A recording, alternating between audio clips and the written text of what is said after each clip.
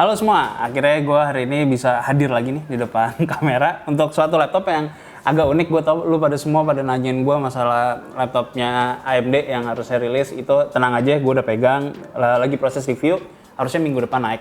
Nah jadi gue cukup kaget sama laptop-laptop yang murah, terutama di harga 6 jutaan. Dan gue juga pengen tahu juga sebenarnya laptop buat anak sekolah itu sebenarnya yang diperluin apa. Makanya gue nanya si Joshua, gue nanya si William yang lebih dekat sama waktu sekolah. Jadi buat anak SD sama buat anak SMP, menurut gue ini adalah salah satu laptop yang benar-benar menarik banget. Dan supaya kalian yang misalnya punya anak atau misalnya mau ngasih laptop kepada saudara atau keponakan gitu, mau beliin sebagai kado untuk Natal atau kado buat mereka baru masuk sekolah, gue rasa ini benar-benar menarik banget karena harganya ini ada dua. Ini nama serinya itu adalah Asus BR 1100. Jadi SKU-nya ada beberapa. Yang di sini yang gue pegang itu bisa di flip. Nah yang nggak bisa di flip itu harganya 4,7.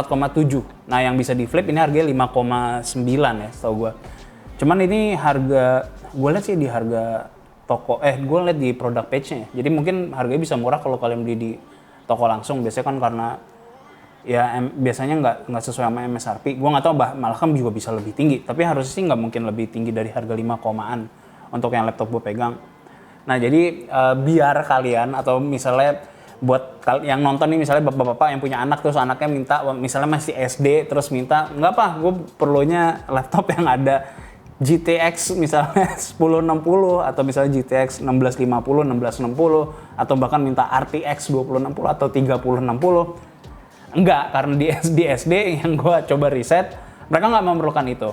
Yang mereka perlukan adalah ya biasanya tentunya buat sekarang ya, kalau ada online class dan segala macam buat teman-teman yang, jadi itu cukup penting karena contohnya di laptop ini itu ada semua yang dibutuhin sama anak SD sih, terutama karena anak SD biasanya kan suka semena-mena ya naruh barang dan segala macam. Lu bisa lihat kalau di sini ada rubber grommet ngelilingin semuanya, jadi kalau jatuh juga nggak ada masalah, kalau digebuk-gebuk sama dia juga nggak masalah, kalau misalnya tasnya juga ketabrak-tabrak atau kebentur-bentur ini nggak ada masalah sama sekali.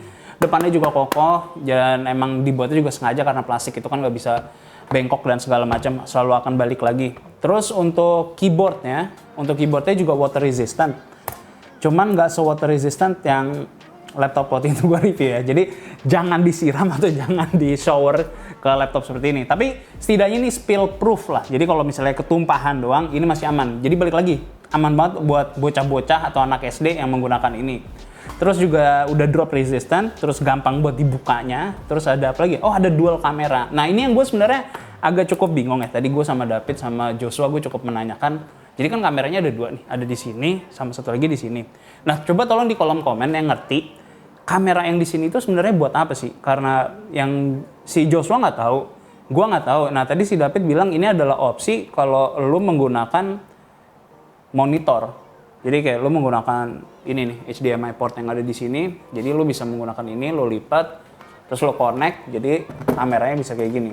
Menurut gue itu yang jawaban paling masuk akal ya. Jadi gue nggak tahu lu pada punya masukan kepada gue biar gue bisa memahami ini, atau emang yang tadi si David bilang ini gunanya untuk di-connect ke monitor dan biar kameranya bisa langsung lebih jelas ke kitanya.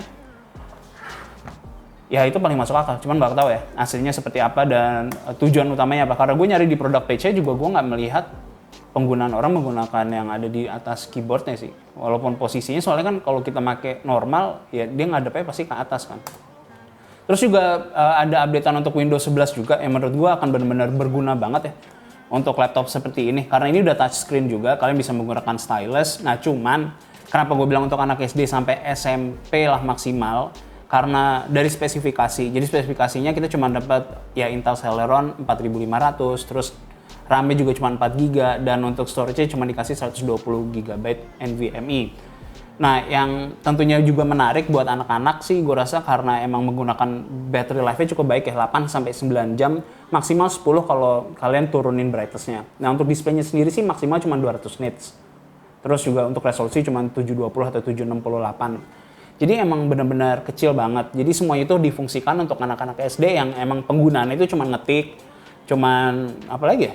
Ya paling cuma ngetik doang deh setahu gua. Kalau mereka bikin tugas kali ya. Kalau zaman sekarang.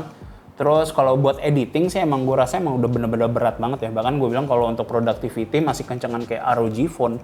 banyak HP yang lebih kenceng daripada ini laptop gitu loh kalau untuk ngomongin productivity. Tapi selain itu juga yang ditawarkan adalah ya emang buat anak-anak yang masih nggak bisa ngerti tentang harga suatu barang atau pentingnya suatu barang. Jadi itu sih, dan ditambah lagi anak-anak kan suka kotor ya. Nah ada namanya backguard. Backguard itu fungsinya adalah apa ya, battery resistant. Dia bisa matiin sekitar 99% ya bakteri yang ada gitu loh. Jadi harusnya ini masih aman lah buat anak-anak kecil kalau mereka jorok gitu. Dan gue juga bingung sih kenapa nggak banyak laptop yang menggunakan itu, karena nggak cuma anak kecil doang yang jorok. Terus juga bagian keyboardnya atau bagian belakangnya ini semua juga udah di cover sama backguard, yang menurut gue benar-benar fitur yang ya dipertimbangkan banget oleh Asus untuk hal tersebut untuk anak kecil. Jadi dari total semua yang gue temukan, gue coba ngetes main Valorant. Nanti akan dilihatin di sini sama si David performanya seperti apa. Ya buat gue sih itu unplayable ya, karena semuanya udah harus slow, mentok kiri semua, dan cuma main di 720 doang, dan itu pun juga nggak 60 fps. Jadi kalau kalian adalah bapak atau saudara yang pengen ngasih laptop ke ya ponakan dan segala macam, gue rasa itu akan berguna banget, karena lu tahu bahwa laptop ini nggak akan digunakan untuk main game, tapi untuk pekerjaannya mereka atau ya sekolahnya mereka. Dan nggak terlalu berat juga laptopnya, gue masih enteng banget ya untuk ngebawa. Jadi kalau kalian emang nggak mau dibohongin, terutama sama anak kecil, sama bocah, gue rasa yang kalian bisa beli adalah laptop ini yang benar-benar menarik banget, dan harganya juga benar-benar ya in range banget lah. Walaupun emang tentunya ada opsi-opsi lain, cuman fitur-fitur tadi yang gue kasih tau kayak backguard, spill resistant, terus ada drop resistant, terus dual kamera, dan ada noise cancelling untuk mic-nya.